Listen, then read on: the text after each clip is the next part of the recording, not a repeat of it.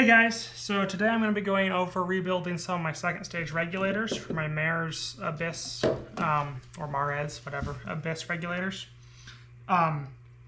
Before I get started in this video, I just want to generally warn everybody not to do what I'm doing.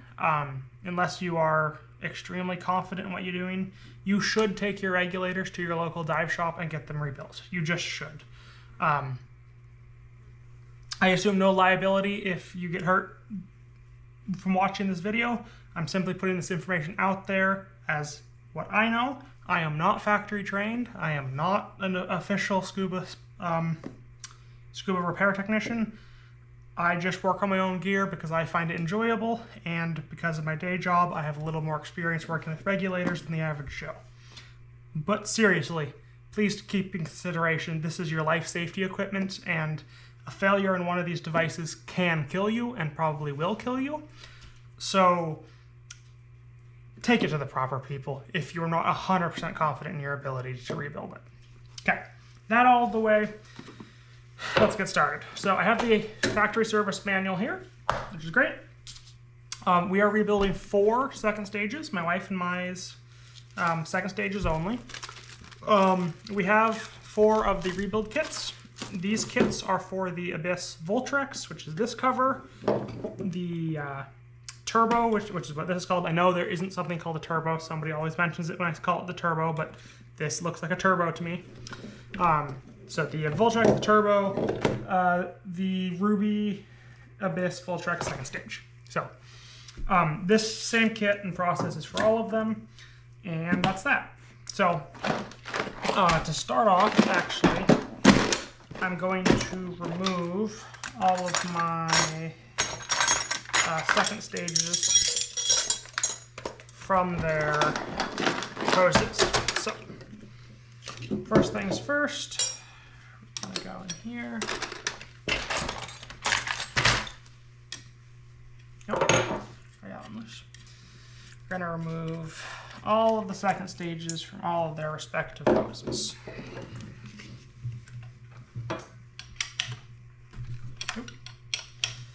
And see there, I did the thing that I wouldn't. So when you're removing the second stage, I have to show this. First off, this rubber boot, give it a tug, comes out. You have your swivel here. Next thing you do, put your backup wrench on the inner nut and put your not backup wrench on the next nut. Go the right direction, that helps. And then you can break that free. Now, before I go farther, I'm noticing there's actually some corrosion on both of these threads, here and here, which I'm not super happy about. So that is something to note. And grab a pick. In this fitting, there's an O-ring in here. Once I have all these disconnected, I'm going to replace that O-ring, but that O-ring is part of the service kit, so just keep that in mind. There is an O-ring in here. For each one of the hoses. So again, backup wrench, normal wrench, and with any scuba equipment, you do not need everything to be wrench tight. You're using a wrench on it, but it needs to be snug, not torqued down.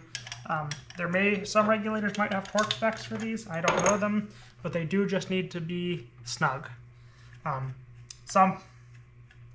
Coming from the heavy equipment field, everything, I use the term snug. Some people would call it tight, but I call it snug because the tendency is for people to over tighten these fittings.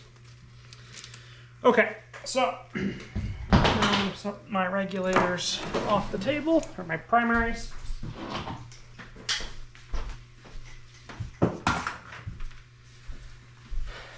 All right,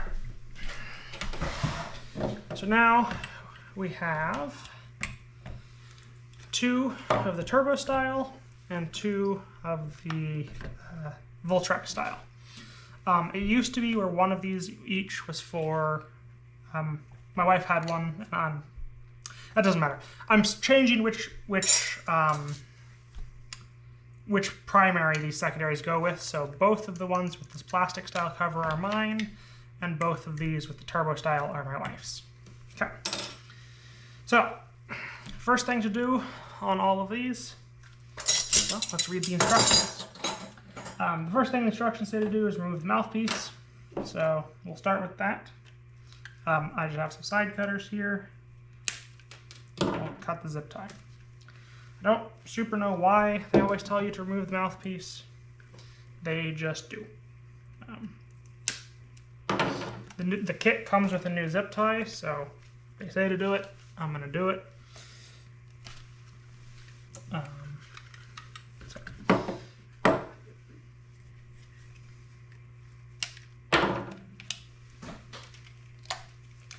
I got these parts from Kojo Diving Co. They're a Canadian scuba supplier. They had them for cheap and decent shipping, so I just ordered them online. Part number for the kit that I'm using is 46186160. So that's the part number of the kit. Okay. So we have all 4 of these mouthpieces removed. Before I put them on, I'm probably going to put them in a cup of cleaner or soap or something, just get them nice and clean. But next step is to remove the mouthpiece. Nope, the exhaust tee. That was the mouthpiece. So the exhaust tee is this piece of rubber or plastic or whatever it is in the back.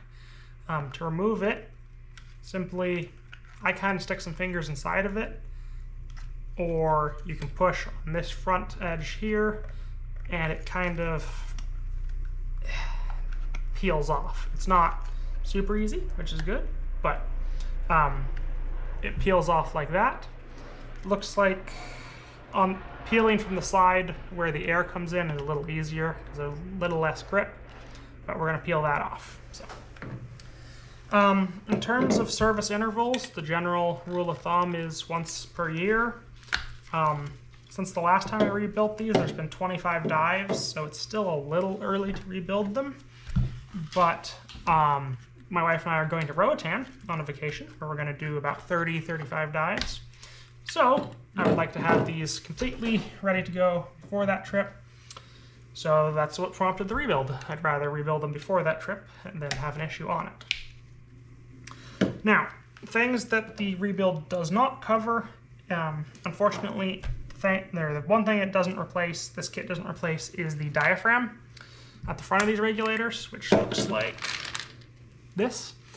I replaced those last time I did this, so I'm not going to be doing it this time, as it seems to be that you get a little more life out of them. But if you just picked up a new to you regulator, I would recommend replacing the diaphragm, and that's common to all these regulators as well. So now we're down to all of our regulators.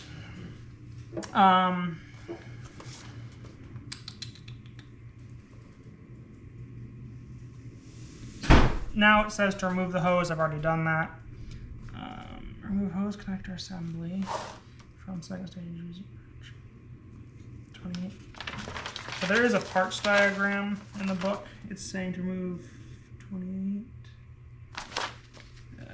28, 29, 21, 27. 28, 29, 21, 27. Oh, so the next step is to remove what they call the hose connector. What is it called? Hose connector assembly.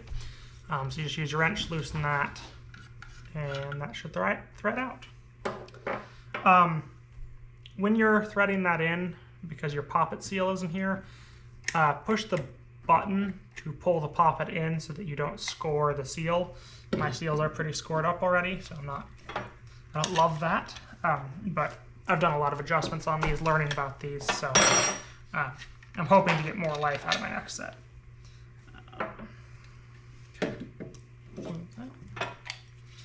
Because all 4 of my regulators are the exact same style, I can use parts interchangeably. But if you notice, this one has a plastic seat and these two have metal. Or not seat, but whatever they call that piece. That's normal. The newer ones use plastic, the older ones were metal.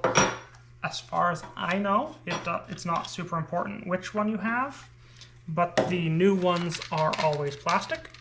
So here's what a new one looks like. I keep one of these in my kit in case I run into an issue with any of them. And I can compare it to the old one just as a visual check. So we've removed all of those. Now they tell us to remove the O-ring. I am going to actually open up one of these packages first, because in one of these packages, or all of these packages, but we only need one, is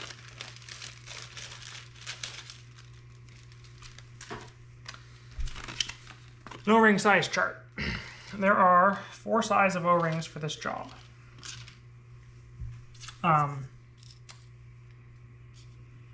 So we're going to remove all 4 of these O-rings. Just get a little pick under there. Pick under there. Pick under there. Okay. Now, first thing I'm going to do is I'm just going to look at these O-rings. I like to see if there's any wear on these, because it tells me if anything is failing or I need to do anything better. There's a little bit of wear on this one where it looks like it's been caught on a thread, but the others look okay, so no concern there. So now, if you line up your O-rings with the O-rings on the chart, you can verify that they're all the same size. And they are. So, and that they're this size. So I'm going to throw the old O-rings away. Just over here. There we go. Oh, pardon me as I grab a pen.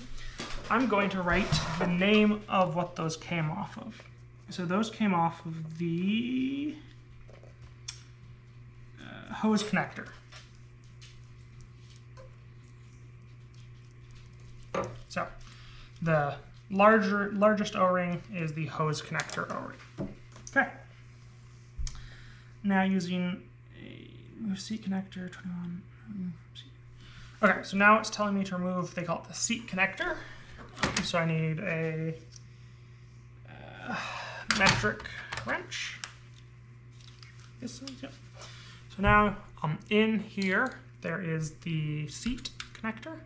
So you're going to put your wrench in there, and you just twist the nut until, like magic, it comes out. Now, once you've unthreaded it, you have to push it. I just use the Allen key to push it out. But we're going to go through and remove all of the seat connectors.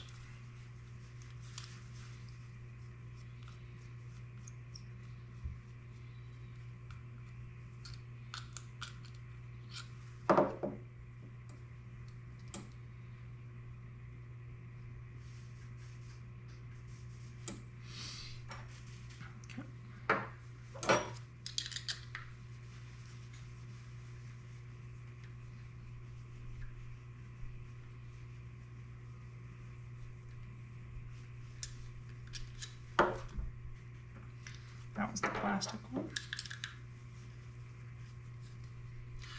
Overall, I actually really like these regulators. As you can tell, I have 4 of them. They're very simple, and they're easy to make any repairs to in the field, which I value. But overall, I do very much like them. So, same thing. We're going to inspect our pieces. I do notice that these 2, I don't know if you can see it, but these 2 are fairly rusty. I do dive in salt water almost exclusively, so I'm a little... Basically what this is telling me is I haven't been cleaning my regulator well enough, so that's just something to note, that I need to flush the salt water out of my regulator better, because these shouldn't be, shouldn't have this layer of corrosion on them. So that's me learning as well. So similar thing, I'm going to peel all these O-rings off. I believe this one. Now there are words here. These words do not correlate with the O-rings. They're for the thing below them. I really wish they would tell you which O-ring is which, but they don't. Because this O-ring and this O-ring are extremely similar in size. And I always have a hard time remembering, figuring out which one is which. So, okay, with those O-rings removed, I'm gonna go in here. So first one's first. Line up. It does look like it fits this size. Yeah. So this one is this size.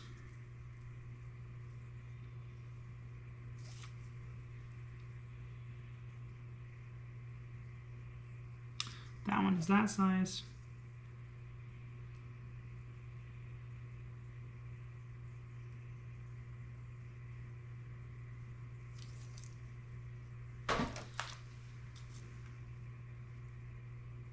That one is that size. That one is that size. Okay, well,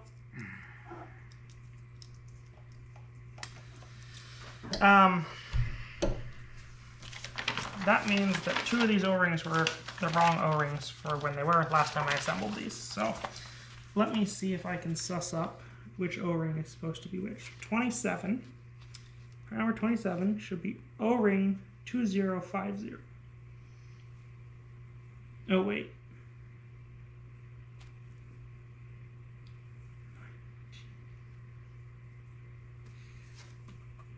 Okay.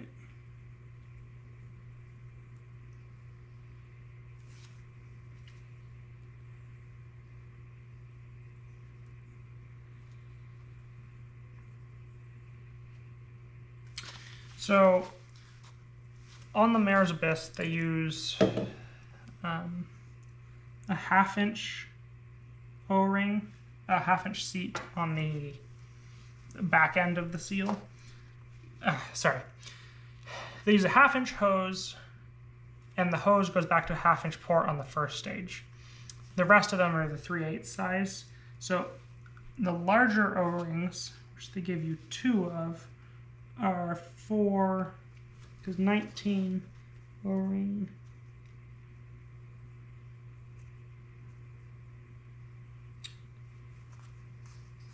because 19 is the O-ring that goes into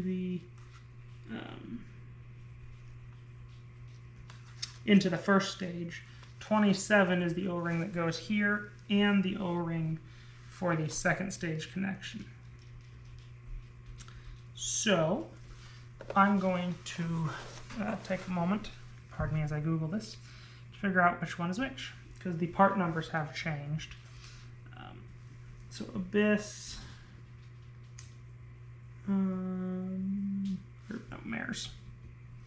Mares,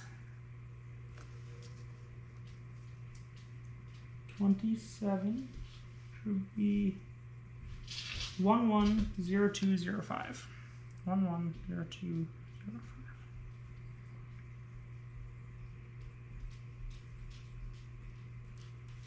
Is that right?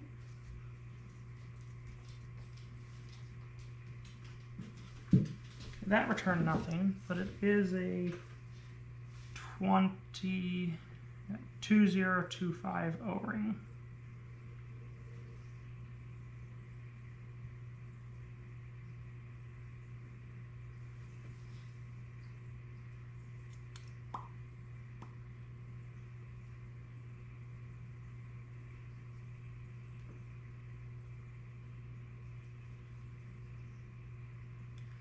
Okay, so a 2025 O-ring should be 6.07 millimeters.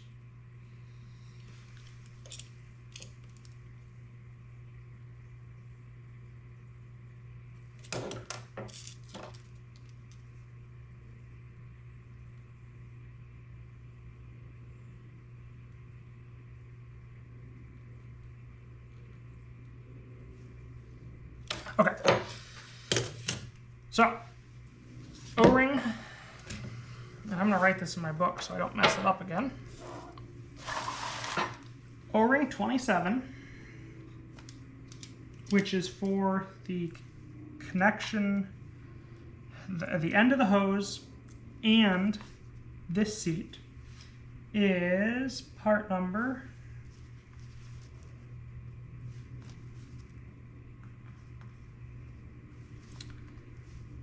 46110205.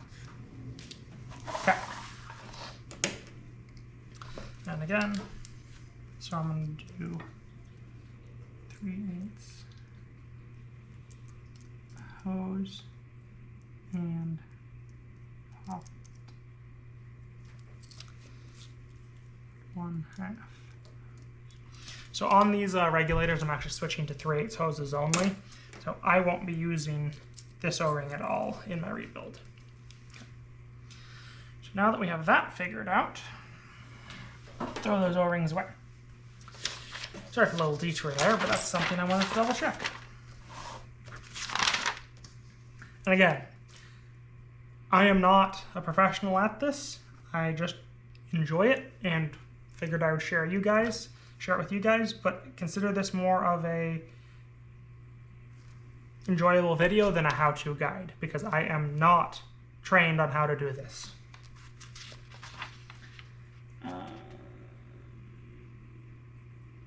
Okay.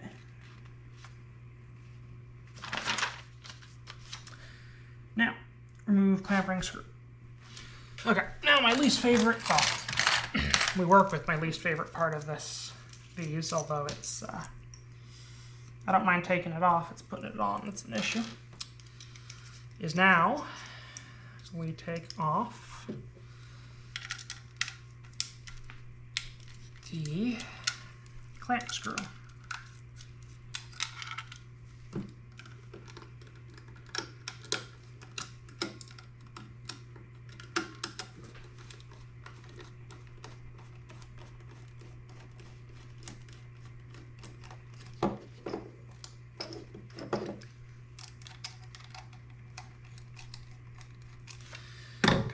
Go through and loosen it on all of these. So there's a clamp ring that goes around with a Phillips screw in there. So I simply loosen that screw on all of them. Now this clamp ring is made out of brass. Brass, ooh, that is too tight, Caleb. Brass does work harden, so you do not want to over flex it, and there will come a point at which you're going to have to replace it.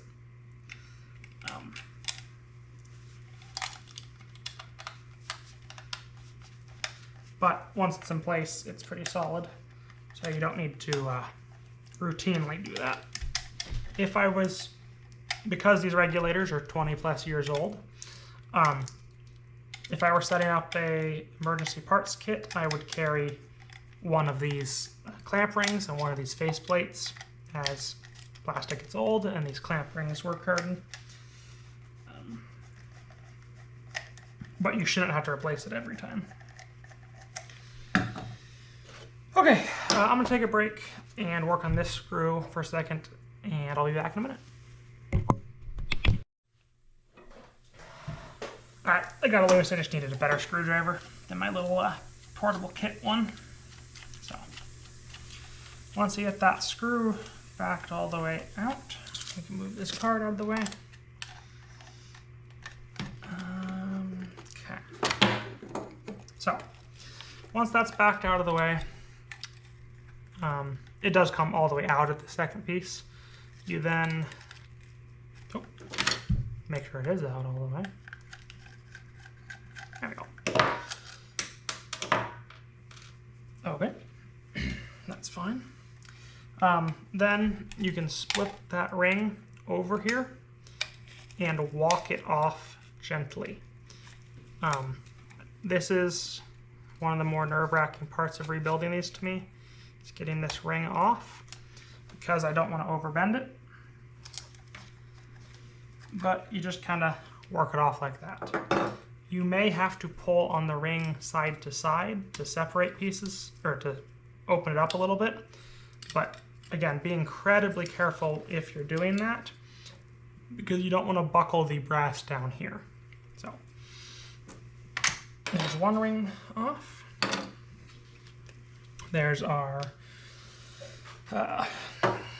diaphragm. You can check a diaphragm. This one's really sandy. Should have, again, apparently I have not been cleaning my regulator quite correctly. So that is good to know. I need to do better at cleaning it out. So once that's removed, move on to the next one.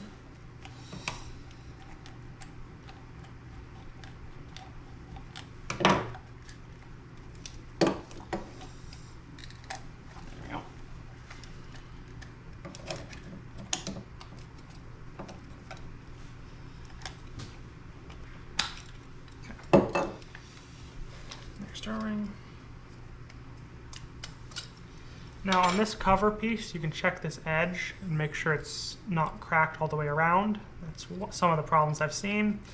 Make sure your button moves smoothly and freely and isn't obstructed by anything, but normal checks there. Okay.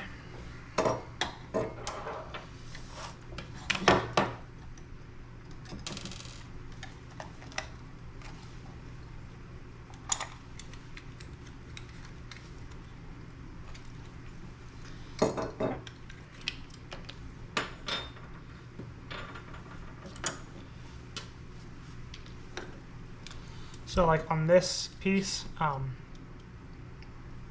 this flange is starting to fail. It still has a good lip, but I'm going to order a replacement face piece for this one, as it is starting to crack over here.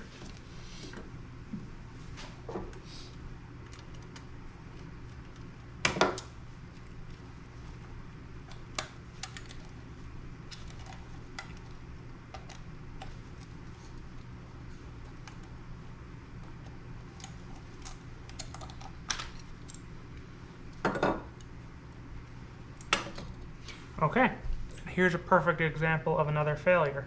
When assembling it last time, I got some of this diaphragm, maybe you can see that, caught in between the clamp shells. So there's a rip in this diaphragm, so this diaphragm's getting thrown away. So I'm actually, before I forget, I'm just going to take my snips, and I'm going to cut right through this thing. Just cut it, make it really obvious.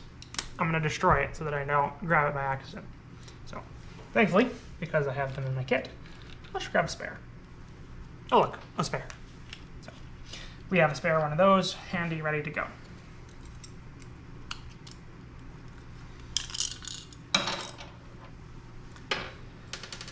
Okay, same thing, make sure the button moves smoothly. It should. And there we go. Okay, next step, remove the 6-stage push for diagram clamp ring. Now they want us to remove the lock nut, washer, and demand lever. They say to use tool B12. I have found tool B12 in place of that. It is a 7/32 WIA nut driver. I think that's also a metric size, but 7/32 worked great for me. So I put that on the, so this is the demand lever, this is the lock nut. So I put my finger over the hole, so if the spring lets go, it won't drop it. Put my tool in there, remove the lock nut. And you'll feel, whoops, you'll feel the poppet hit your finger. So now, demand lever is out, spring is out. The screw does not get reused. You have a new screw with your kit, so a screw gets thrown away. Demand lever stays though. One moment, I got a text.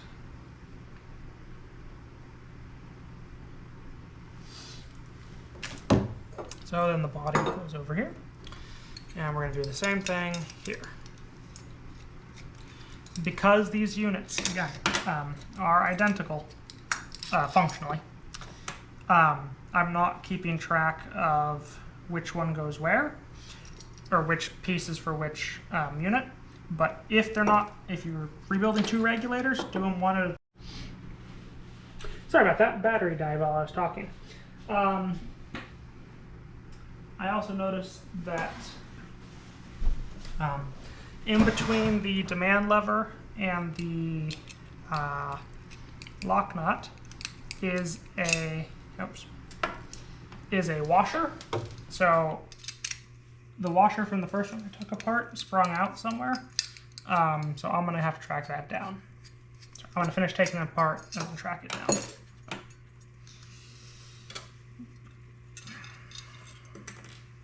So it's a spring, a poppet, and a washer, and then the lock nut gets discarded. Add that to the pile. Last one.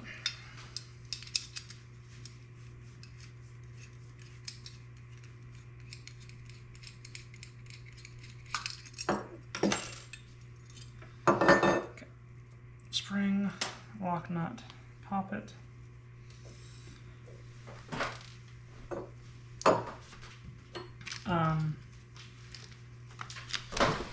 So yeah, we're gonna pause as I try to find that lock nut washer. Sorry.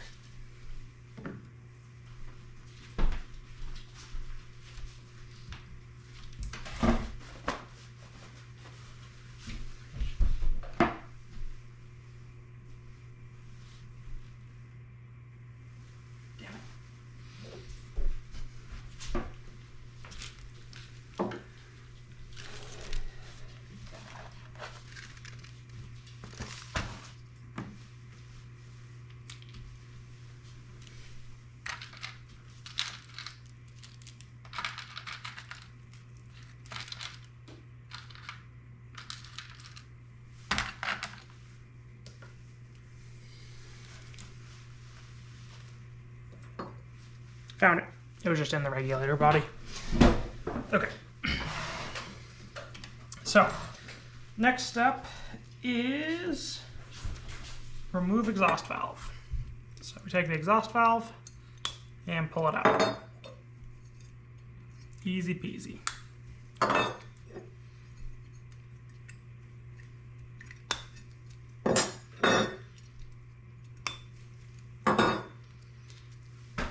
Okay. Now, next step we're going to go to is cleaning. Cleaning requires all reusable rubber and plastic parts to be carefully cleaned by a scrubbing solution with a soft brush and a mild detergent and water solution. Metal parts should be cleaned in an ultrasonic cleaner with fresh water and white vinegar before reassembly. Okay, I don't have an ultrasonic cleaner, but I can do white vinegar water. So, grab some vinegar. Cabinet.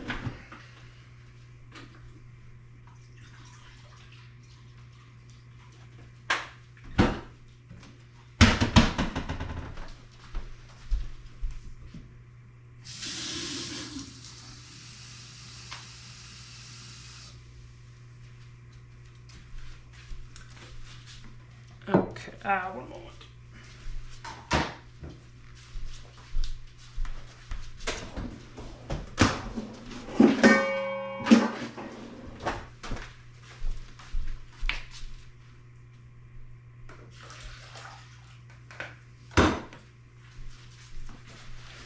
Okay, so I have a solution of white vinegar and water. I am now going to place all of the metal components and this guy into this solution. And before I do that, all of the metal components that are getting reused going into here. That includes you. Now for this step, I would remove the screws from these bosses just to make sure they clean properly. So this one that didn't fall out. Pardon my dog. My dog's playing. Hey Zelda, you having fun? Playing with her bone, so hopefully that's not too loud.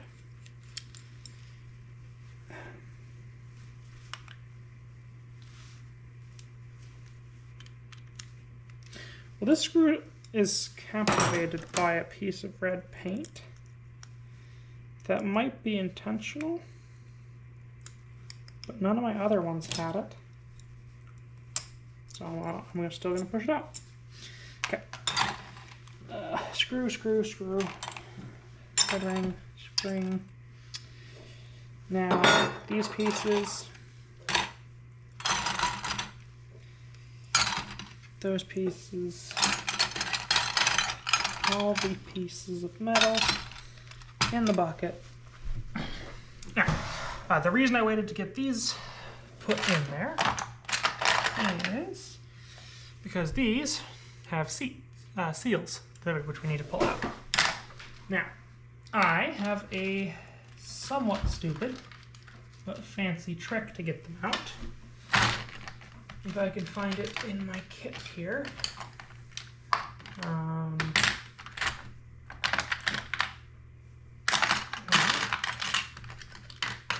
Where did it go?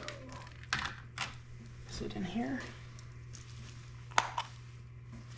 No. Oh, there it is. So, my trick to get these out, because they are very small and hard, and you do not want to score the metal around it, is I have a little sewing pin from my wife. I stab it into the seal and pull up. Now, this does destroy the poppet, but we're replacing the poppet. So, I'm okay with that. Some of these poppets are only used on one side, but I think 2 of them in this setup I flipped over twice, or I flipped over once, so both sides were used. So I'm going to throw those away. I always save 1 or 2 poppets from the rebuild because the back side of the poppets are still in good condition. And if I have a leak, I like to have a spare poppet. So I save them, but only to use if one of my poppets is leaking.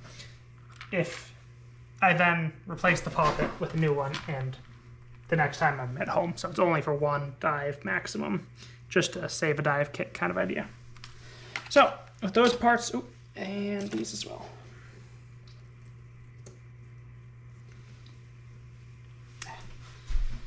Move these off the table into my hand. Okay.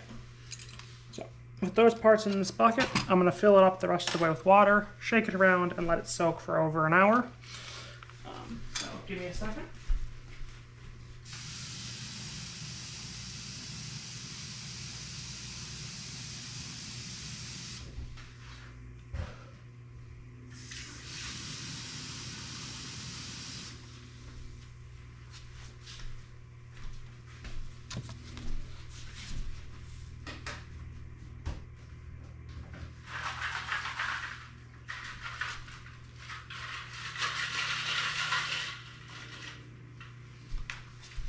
Okay, got those in a jar with a lid.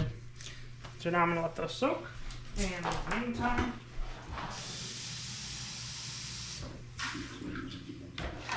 use that.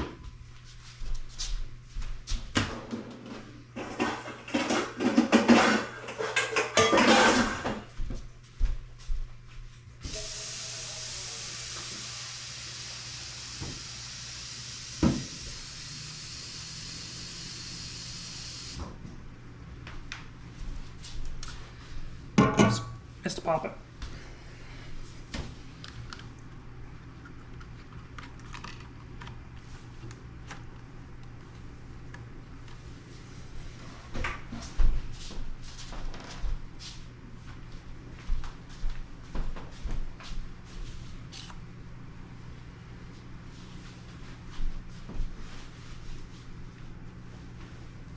Okay, so now I have a nice bowl of soapy water. So the plastic components get put in the soapy water. Diaphragms, swirl them around, get them all soaped up. Same thing with the exhaust and the mouthpieces. Once they're all soaped up, dry my hands off. Towel that's over here.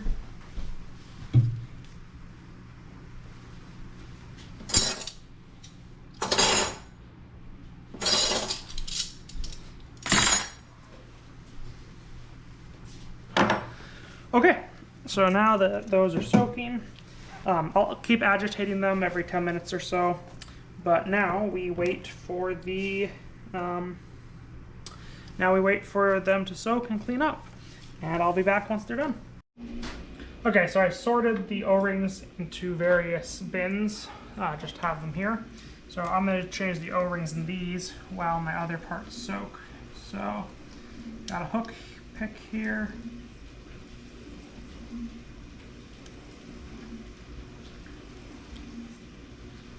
Okay. Oops. Okay. Got O-ring there. Perfect. Yep, they're the same size. Okay, so we're going to throw that away. And silicone lube. Where did I put the O-ring?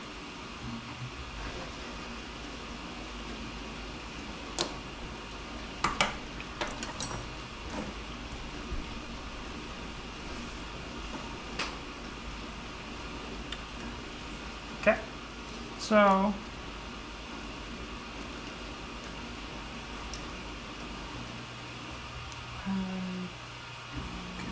some grease in here.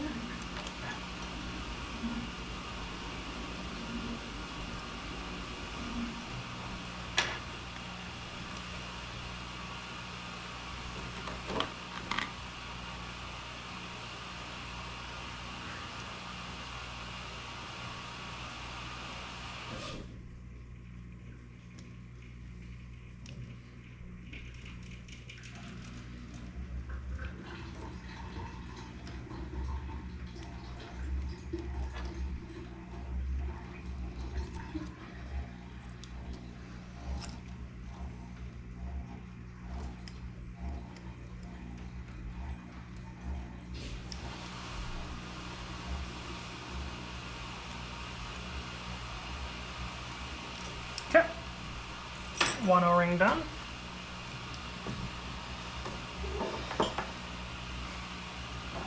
Not going to replace that O-ring because that O-ring is new.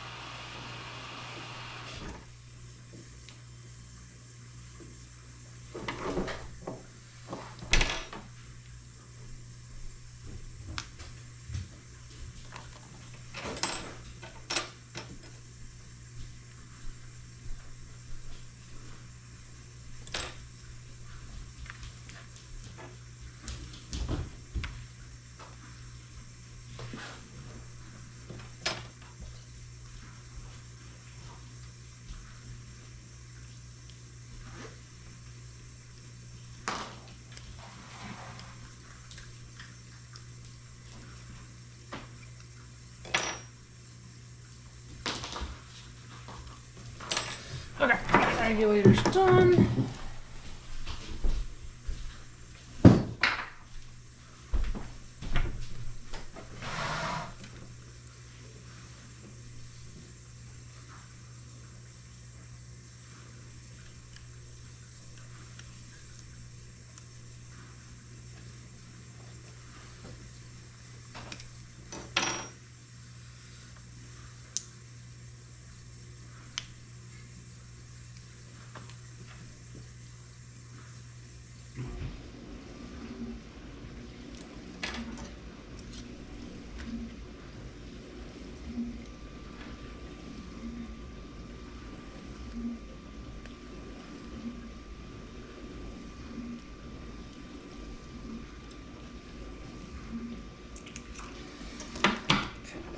Changed.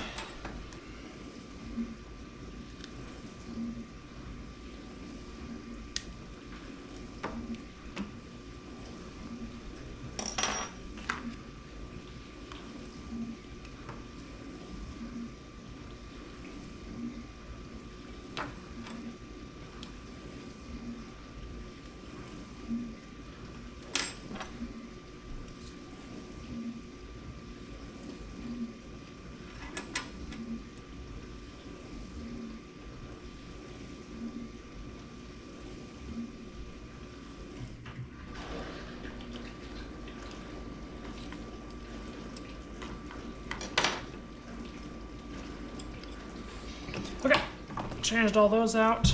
I'm going to oil this O-ring, but not replace it, as it is only a couple months old. So I'm going to grease it. Sorry, not oil.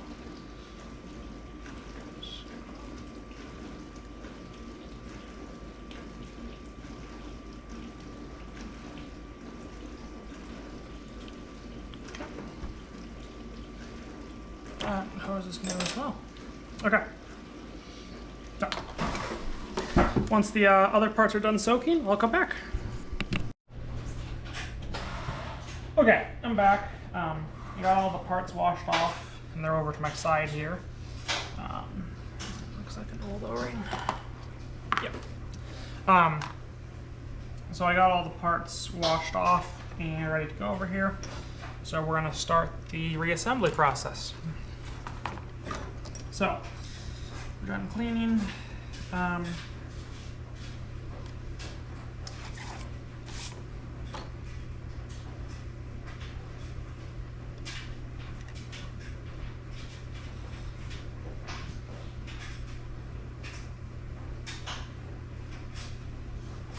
Okay, first step is install exhaust valve, and then cut to approximately 1/4 inch off the end of the valve stem. So the first thing they want us to do is, I sorted all these into buckets, but take the exhaust valve, put the exhaust valve through the hole, then you can grab the little stem. Hold on. Huh. They changed the design slightly, but that's okay. Just go ahead and keep massaging. Kind of push from the top.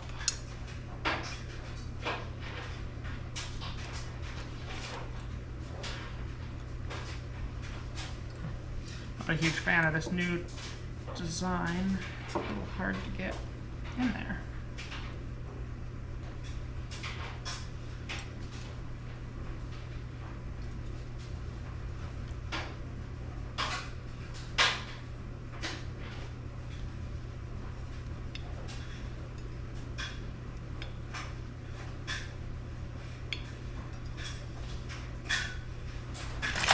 Just grab those pliers.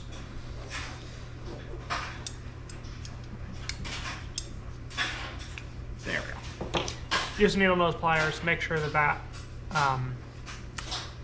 valve gets seated in there.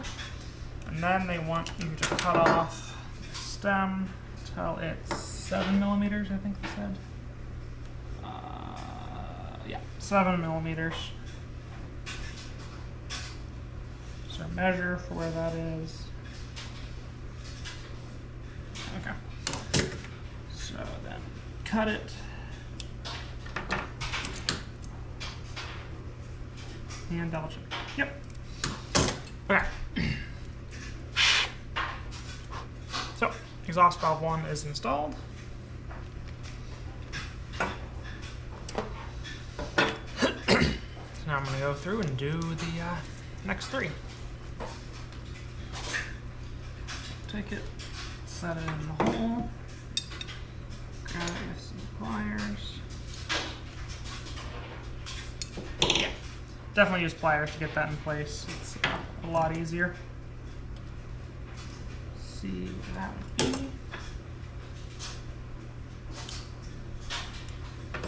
Grab it flush. Looks good. Valve 2 installed.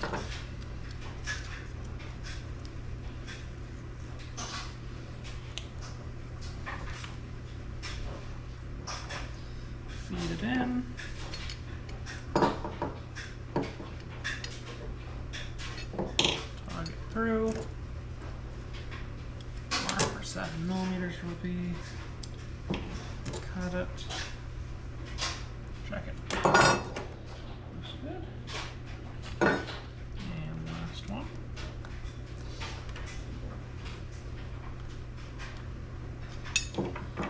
the O-ring, here the valve in there. Give it a couple tugs. There we go. And then let's see where 7mm is. Cut it. Check it. Okay. Alright, exhaust valves are installed. Now they want us to press the poppet seat into the poppet body, which would be 47 and 30. Yep. So now we're going to take the poppet body, all 4 of them.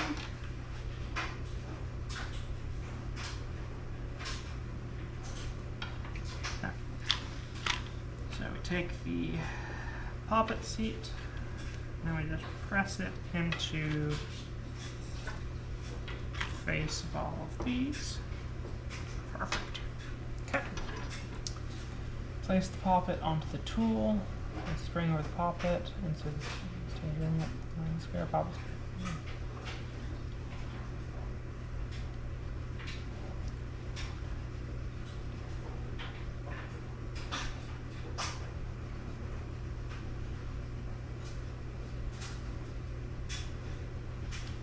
Okay, so now they want us to reassemble the poppet assembly. So this one's going to be a little bit hard to show. They ask a tool to be used that holds this nice and securely. I don't have that tool. I believe it's just a cradle for this. Honestly, I should actually 3D print one. I may be able to 3D print one, so if I do, I'll follow up on that. But for now, I use a pencil with a rubber eraser because the rubber eraser won't damage the poppet, and I just use an eraser. So we're going to take one of the valve bodies. We're then going to take the spring, place it over poppet, and then drop the whole assembly into the guide. Now, we use our pencil, and so I press the pencil against the table to get the poppet out. Then we grab the demand lever, place the demand lever there. We grab our washer, put our washer on. Then we grab our lock nut, which this is the hardest part for me.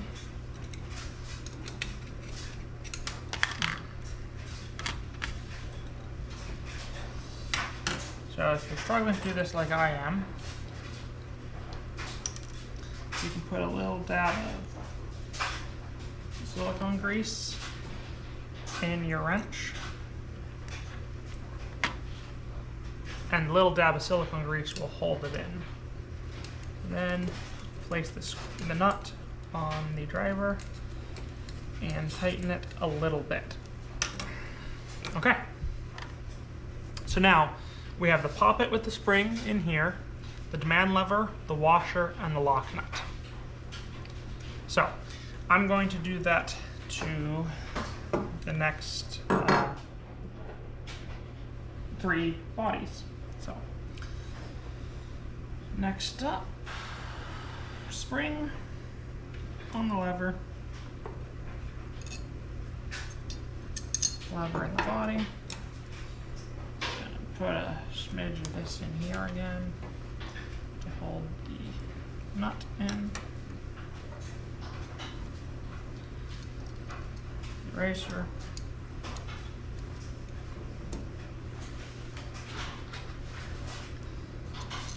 Demand lever.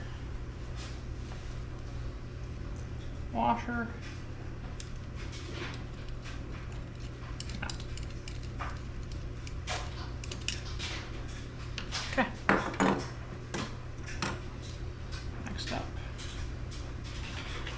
Grab the next lock nut.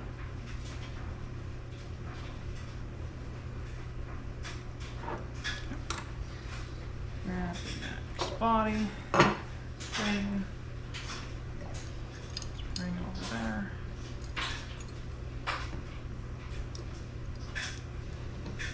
Press that up. Take your demand lever, set it in place. Your washer. Drop your washer because you're bad at this. Set the washer in place.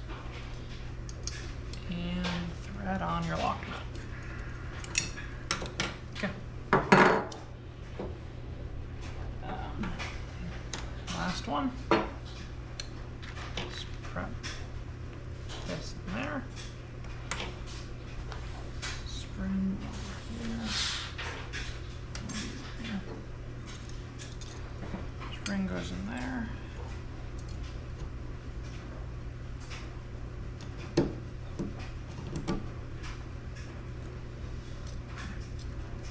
Lock nut, or command lever, washer, lock nut, release. Okay, now move this tray out of our way. Now, we read the instructions. Okay, now place the new demand lever lock nut onto the second stage poppet stem and tighten the lock nut until approximately 1/16 of an inch of the poppet stem is protruding from the nut. So, we're going to switch over to inches here. And we're going to do 1/16. So they want 1/16 of an inch protruding, which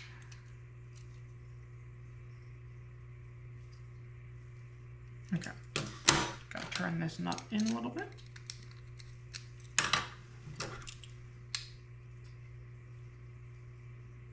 Okay, so they want between the top of this lock nut and the top of the bolt, they want 1/16 of an inch. From the poppet stem, from the nut. Yep. So I use my caliper set to 1/16 of an inch and measure until it's good. That one's good. So then this one needs like one more turn, half turn, like that. Looks good.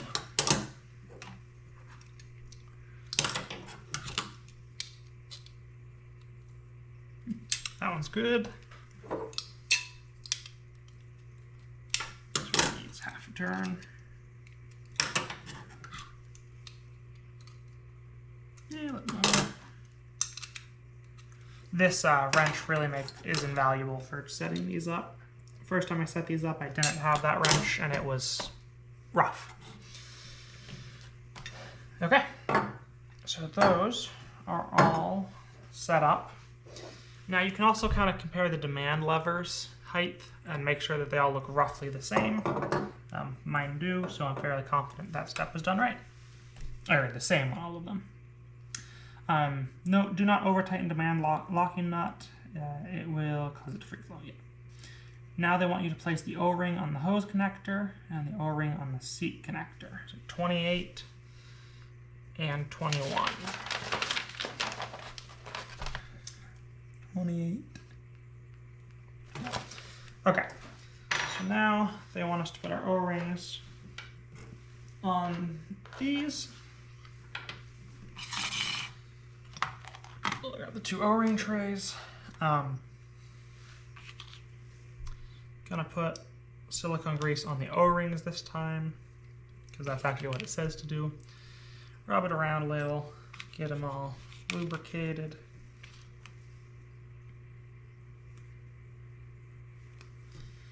Nice and lubed. Okay. And then same with these guys. Go ahead and get them all lubed up.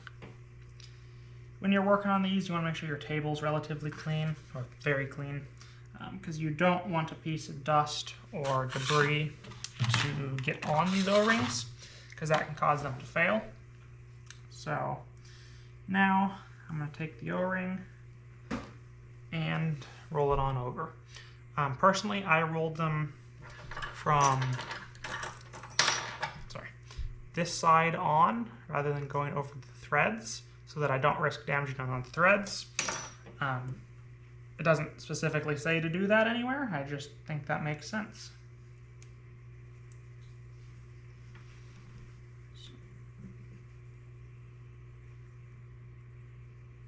Roll that over.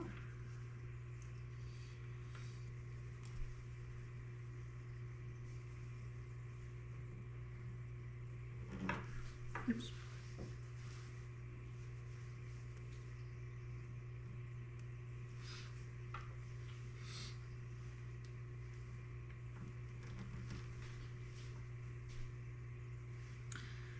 Okay.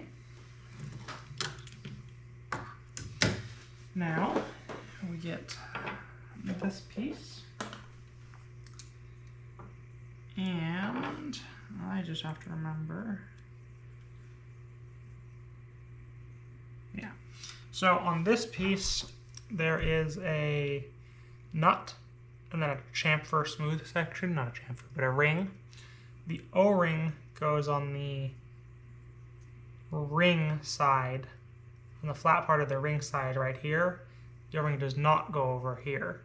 This O-ring is on the hose, so there's nothing here. The O-ring goes over here. So make sure that's the side with a smaller hole is facing up on all of them. And we're going to take our O-ring and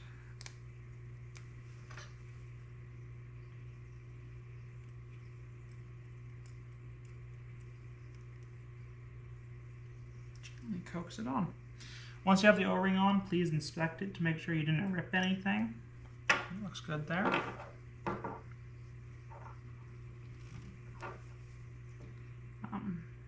Because these have to go over the threads, I prefer to use a pick to slide them on, like pull them out and ring them on. But that's just my opinion, because I think it's a little easier on them. But your mileage may vary depending on which picks you have and how you most feel comfortable putting O-rings on. And again, if you're not confident doing this, don't do it. Take it to your local dive shop. All right, I'm going to put another little dab of silicone on each one of these. Just a tiny little dab.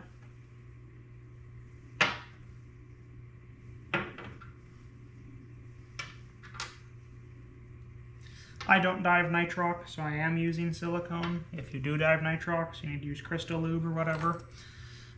But I just dive air, so no issues there for me. Spreading that silicone I just put on out. Okay. All right. Next step. Insert the seat connector into the hose connector. Turn the seat connector clockwise using a 5mm Allen wrench until the seat connector protrudes about 3mm from the hose connector. So, grab this, put this on here.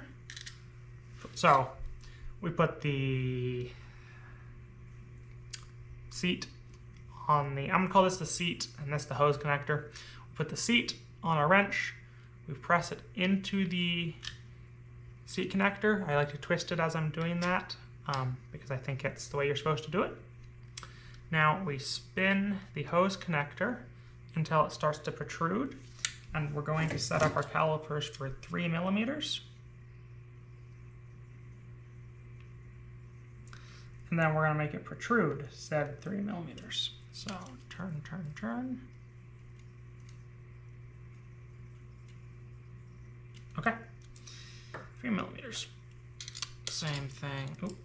Let's So now we're going to take this one, put it on here, press it through,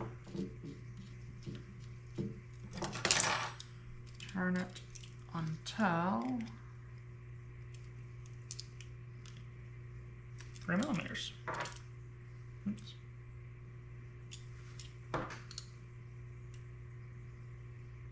Then we need to go a little more.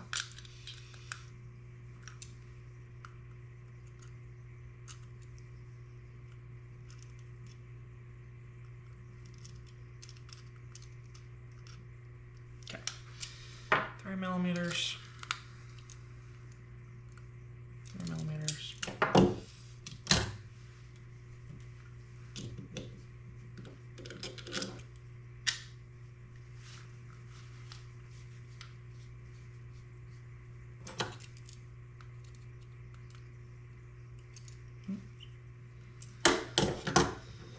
Oopsie.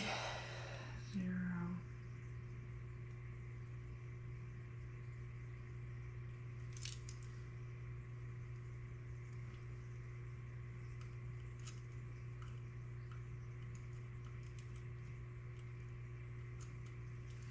Okay, 3 millimeters.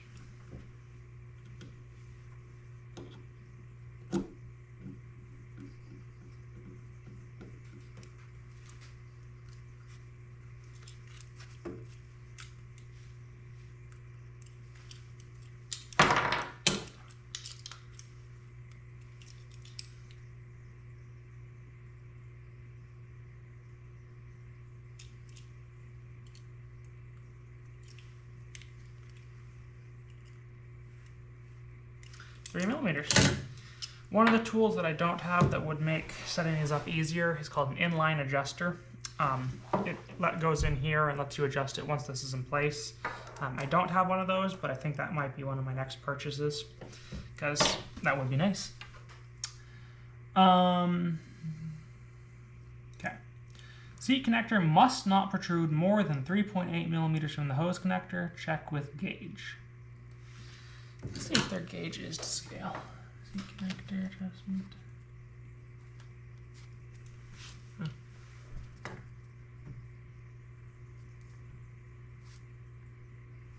Okay. Remove Allen wrench to press the demand lever and install hose connector using wrench. Connect 2 wrenches. Okay. So the next step is to take your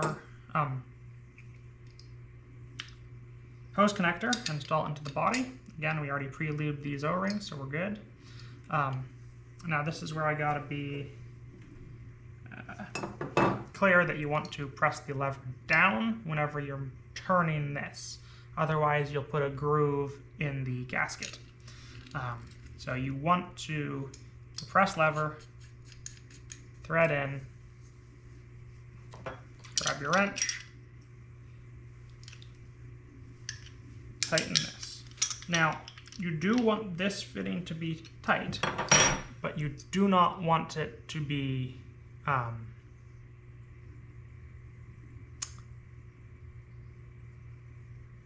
you don't want to have to put a wrench on the body of this to get it off. So you want this to be tight, but only with what you can hold in your hand. Now, if you see, my demand lever is now loose because this nut isn't tight enough.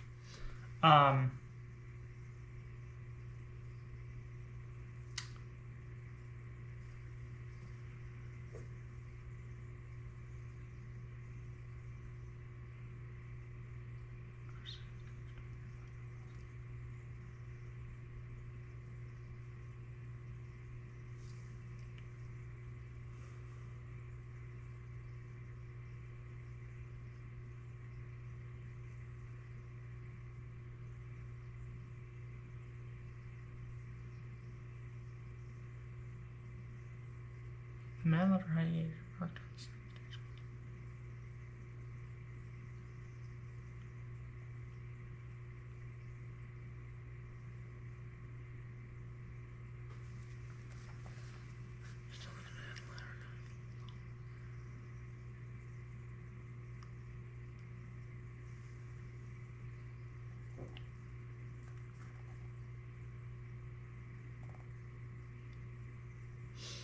Okay. So once you have that installed, they want you to pressurize it, and then using this tool, adjust the demand lever until the demand lever is the correct height away from the bottom. Now, they have a tool to measure it. I don't have that tool. So I'm going to get my best measurement from it, but that is a guesstimate, not based off of anything, or I'm guessing at these numbers, so please don't use them unless they work for you. I don't know, check my work. There we go, that's what I'm trying to say. So I'm going to install the remaining ones of these.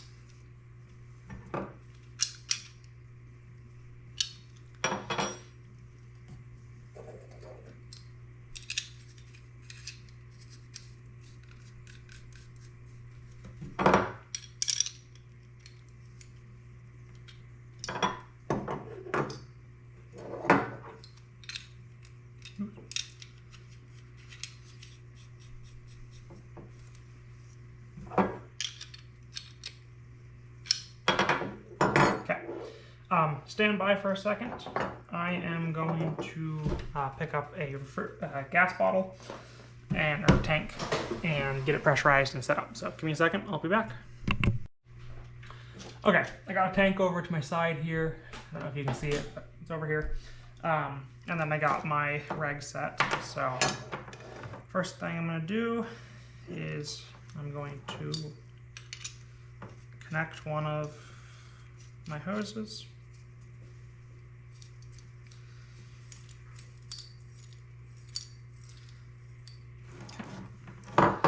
The second thing I'm going to do is connect one of my other hoses.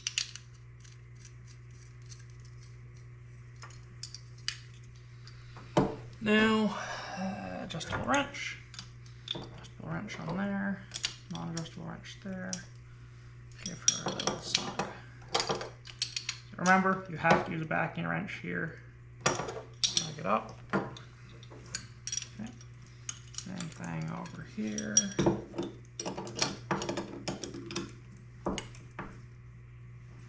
Up over here. Okay, now I'm going to just grab a tiny little, a little bit of pressure. Okay, so the system's now pressurized. Now, we're going to take our tool, we're going to go in here.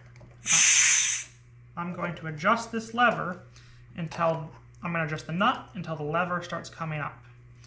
Now, as I do that, it's going to start pissing gas. That's normal. So you'll have to bear with the noise of this for a second, but I'm going to tighten it until the lever is standing about yay high. Okay. Once you get it up about that far, you can go to the other side of it, the nut, to adjust it.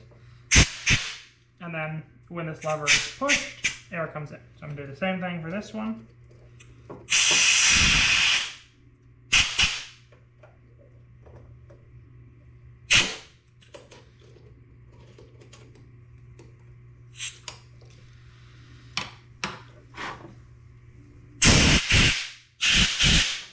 Okay. Now, so again, here's where I'm more guessing at the height they want. They have a tool. I'm going to read their stuff at the tool. For the correct adjustment, stand the gauge on the second stage case and adjust the lever height until it makes contact with the gauge. So I'm pretty sure what they're saying is with this gauge, they want this to be on the case, just standing on the case, and then they want it to be this far above the finished face, if you will. So I'm just going to measure that number. We're going to call that 12. We're going to call that 11. I do not know if this image is to scale. This one was pretty close, so I'm just going to guess that this one is, and we'll find out. So it's 12.5. And then from the back of the case to the pip is 16.5. So if we add those together, 29.0. So I'm going to set the top of this lever to 29.0, which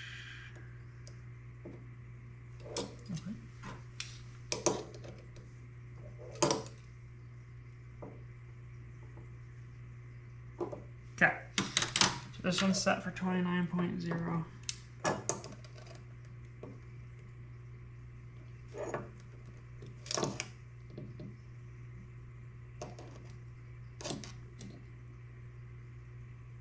Okay, so those are both set for 29.0 from here to this face.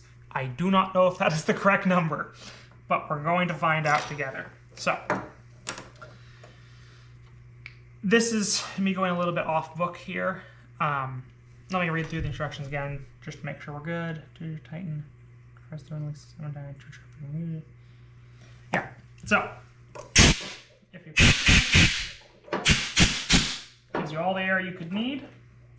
Now, if I lay this over top of here, and this is my regulator, so if I take one, if I take one of these caps, and line it up,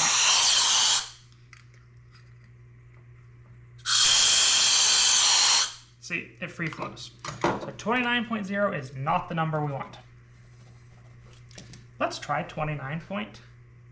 Well, hold on. So this one, I'm going to loosen the lever 1/8 of a turn. We're going to do the same test. Where we take this, set this on top, still free flows. Okay. So we're going to loosen the lever a smidge more. Layer this on top. Okay.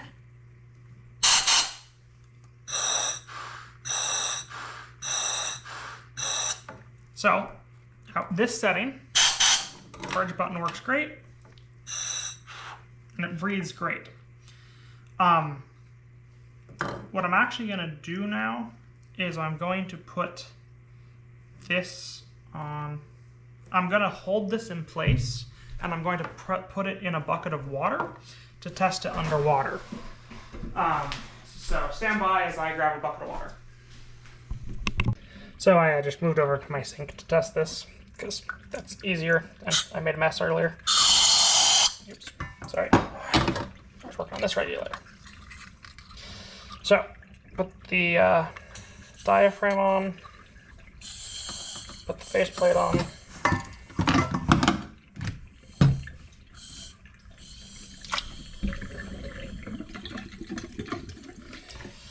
Now,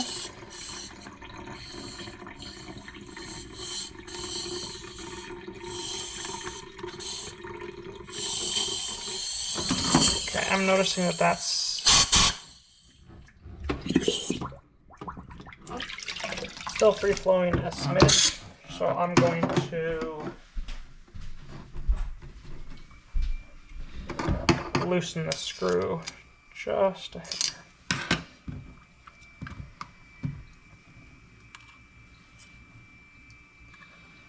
Then again, faceplate on here. Drop it in the water. Purge if you can.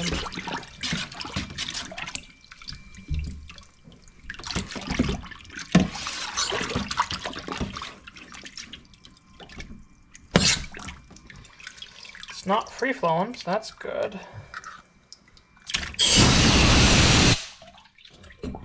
If I go down face down, it'll free flow, but that's normal behavior here. If it's underwater and hit the purge, it doesn't free flow. Okay, I'm going to set them all up for this height. I'm going to measure this height and use this height. But again, this might not be the right height. I am making these numbers up as or just testing these. So let's get set up back over at the other place. Okay, so now I'm going to measure between here. Well, hold on. I'm going to measure between the metal case and the top of the demand lever.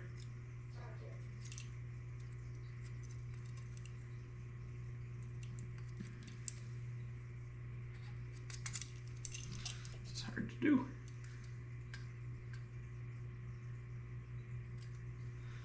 We're going to call it 24.5 millimeters.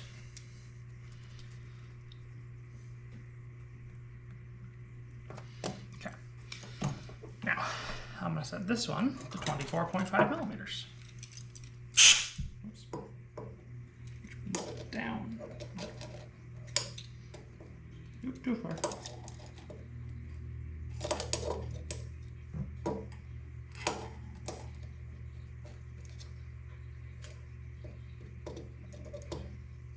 Okay.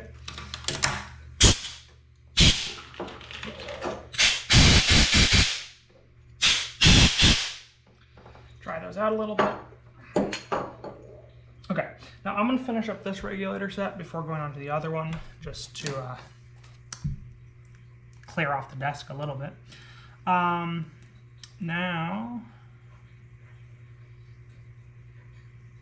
expand the clamp ring, slam it.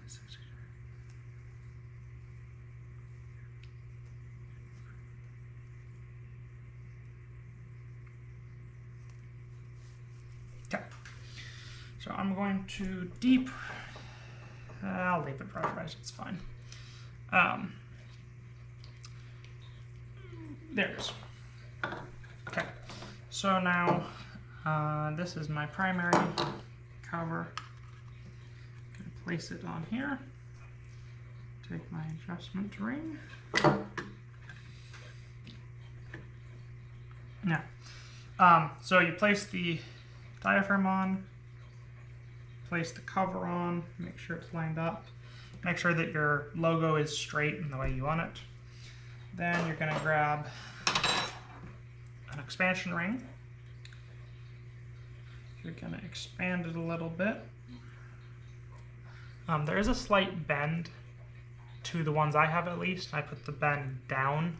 I don't know if that really matters, but that is the way mine are. So then, just press that over everything.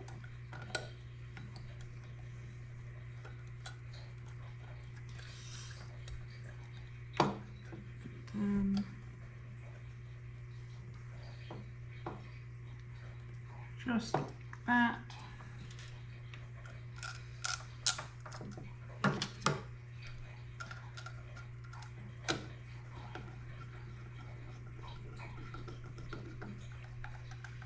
We install the clamp ring.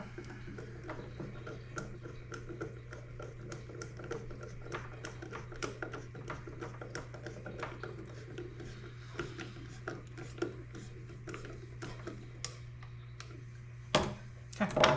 Now again, purge is good. Breathes good. So we'll grab our hose protector, push that on, and that one is reassembled. So let's do the same to this one. Grab a ring protector. Make sure overall it's expanded enough. Grab the next cover. So this faceplate I'm going to replace. It should be here on Friday. It's a Wednesday right now. I just would like to have these all together, so I'm putting it on, but this one is getting replaced because of how terribly broken it is. So that's all with this one.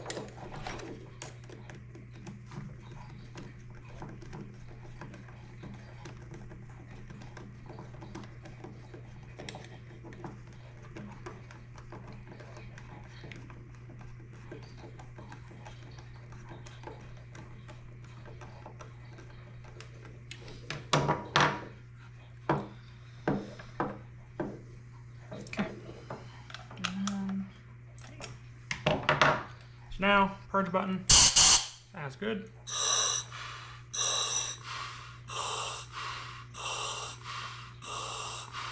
Breathes well. So we'll grab this cover, slide it up. That one's done. Well, almost. So now we'll grab one of these exhaust tees. When I'm putting the exhaust tees on, I put my fingers in here and here and just massage it around. Kind of starting on this corner, massage around.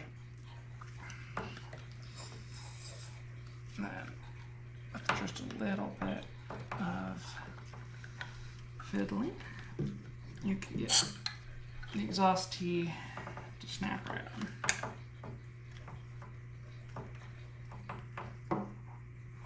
And then once your exhaust is on, go in and check.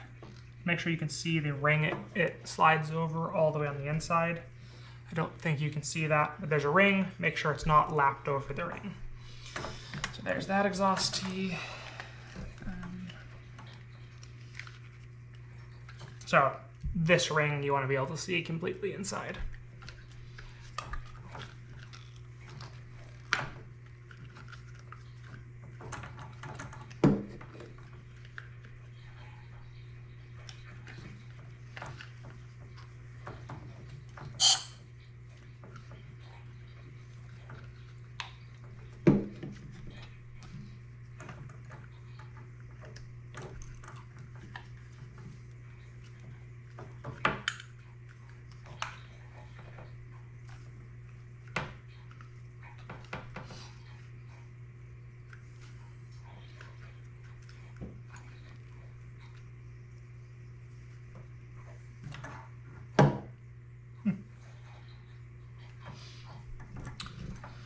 Okay, that one's done.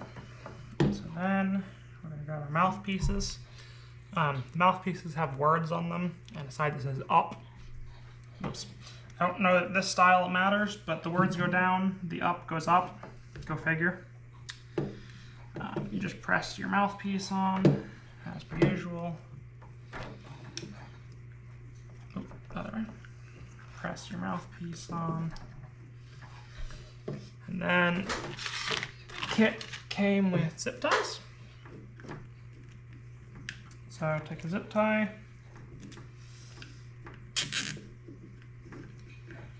And make sure everything's seated. And then I like to take like some screwdrivers and pull, like roll it through to make sure that this is tight. And then some flush cutters. Cut it flush. Throw that away. Grab the next zip tie.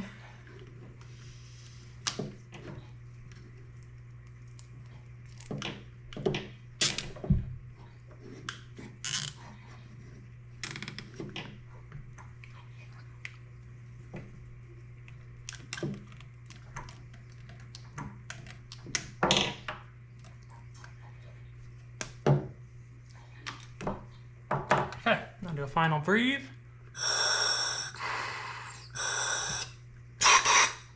Feels great.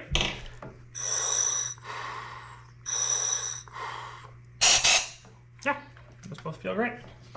Okay, so give me a second to change out regulators over here and I'll do my wife's.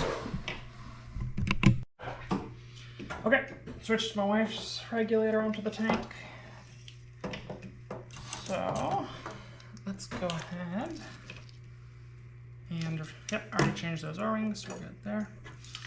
So we'll thread these rags onto the hoses.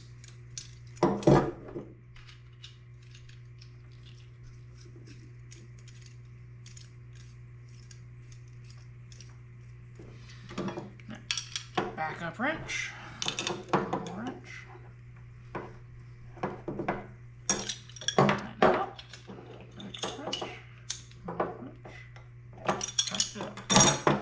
Cool. Now we're going to pressurize it. Quick note, when you're making adjustments to this lever, it does need to be pressurized because that changes where it sits. So I'm not showing how to adjust intermediate pressure or any of that stuff today. I'll do that in another video when I rebuild my first stages. So just for now, have pressure on, and that should do it. So 24.5 is our target. So this one needs to go up a little. That was down, not bad.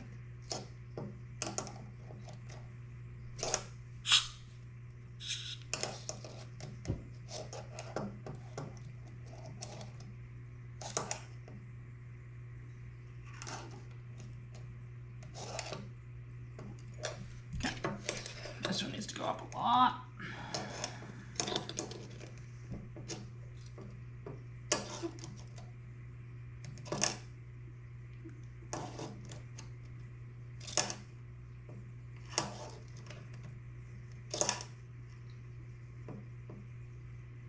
Okay.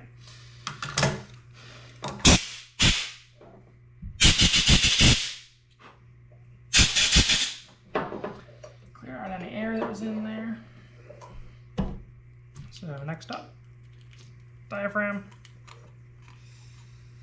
Make sure the diaphragm's clean. Cover piece. This is her primary, so it gets the nicer looking cover piece. Then grab your ring. Oop, too far. Expand your ring. Place it over. And then shrink it. And grab your bolt. Screw, bolt, whatever.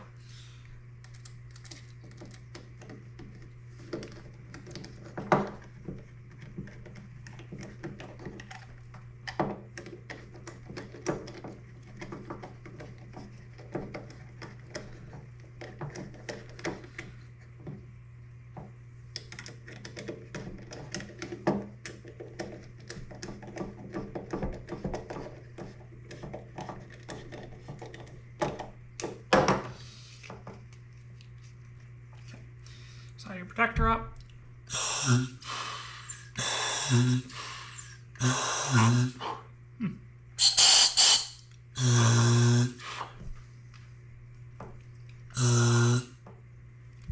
This one sounds different, and I'm not sure why.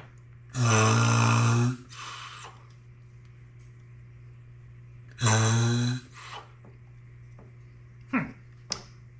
wonder if this one also sounds different.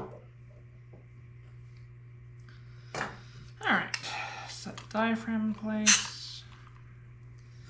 Set the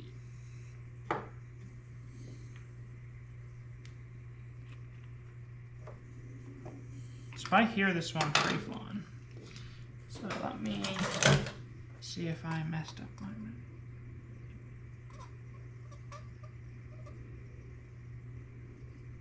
no. Okay. So I'm going to loosen that one ever so slightly.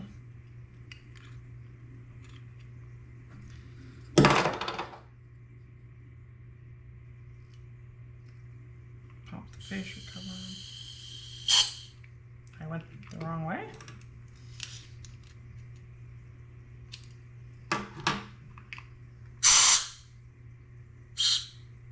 No. Alright, so something's above where I should be. So loosen it again. Okay.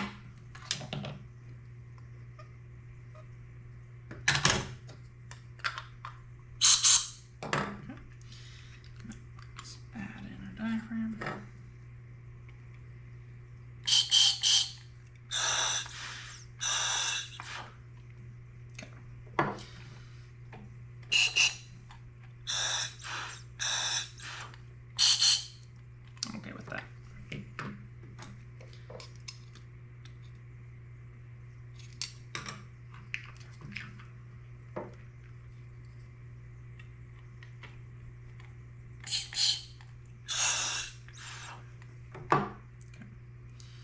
Now that's up there.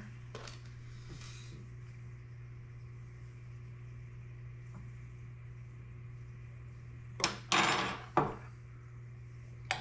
I'm going to drop this over. Sorry about that, battery died. But we got the ring in here. So we can just tighten it up.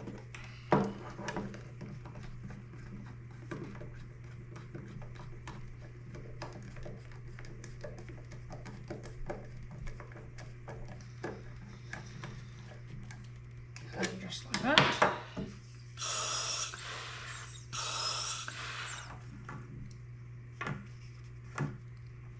Okay. Now, adjusting it from the inside is far less damaging on the threads, or on the demand lever. So when possible, strongly recommended. But if you just need to make a quick adjustment, you can adjust the seat, but it destroys the threads when you do that. Or it destroys the poppet seat when you do that. So try to avoid it. Try to do all your adjustments from the front cover. And yeah.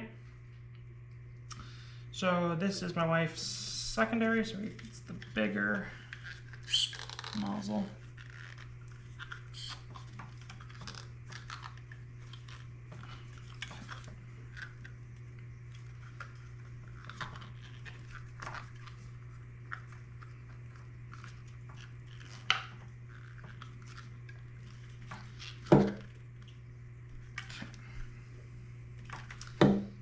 Nozzles on.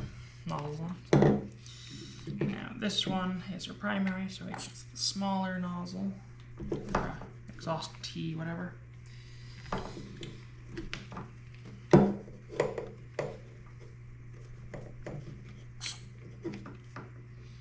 There we go. And then she gets this mouthpiece for her primary.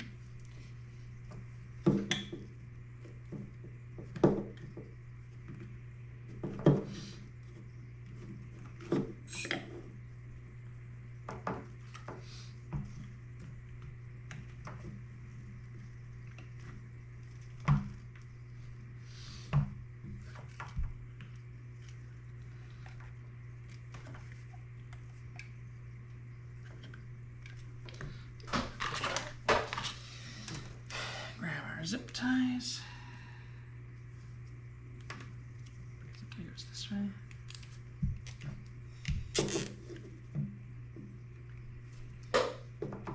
Make sure our nozzle's in the right way.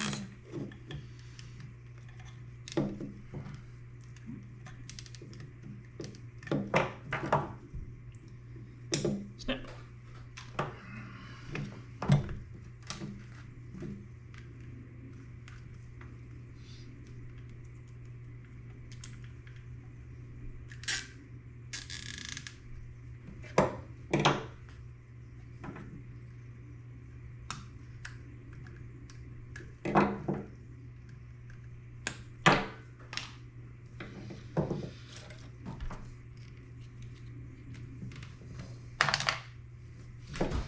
Okay, so that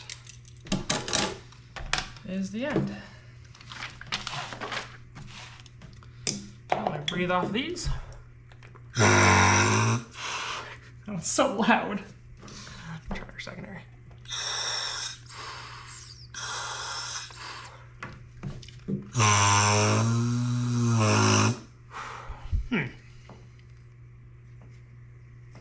I'm not sure why this one's making that noise, so I'm going to tear this one's face cover off and mess around with it, but I'm going to do that off camera because this video is already getting a little long. But that's the general process of how to rebuild these Mare's Abyss, MR22, whatever they're called, voltrex, whatever. That's the general steps to do it. In my opinion, I am not a certified scuba maintenance person. I don't know what I'm doing, but this is what has worked for me. So use at your own risk. Do not attempt at home. All that normal legal stuff. And please, if there's anything I did wrong that I need to do differently, please drop in the comments. Let's get more information on how to rebuild these so that people can keep these older regulators running for years to come. Thanks for coming along, guys, and I'll see you next time.